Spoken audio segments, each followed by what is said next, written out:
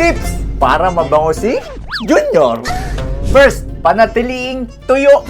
Pag po kasi laging basa, lalo na pag bagong ligo tayo at hindi natuyo mabuti, pwede mag-build up ang bakterya. Pag may bakterya, dun siya namamaho. Tandaan, dapat laging tuyo, pwera lang pag... Next, uminom ng maraming tubig. Next, magbawas ng timbang.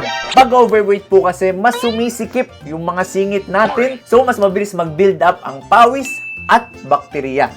Next, maligo araw-araw. Hindi yung tuwing may date lang. Hindi yung kung kailan nanlalagkit na si Junior tsaka lang maliligo. Dapat araw-araw. Next, laging magpapatest. May mga infection po kasi na pwede mag-cause ng pamamaho ni Junior. Next, i-trim ang buhok. Gawin mo to para hindi pagpawisan at mga moy. Ano ba? Kayo nakapasunod na sunod sa akin ah. Sorry, sige, mag-trim ka na. Sino ka ba?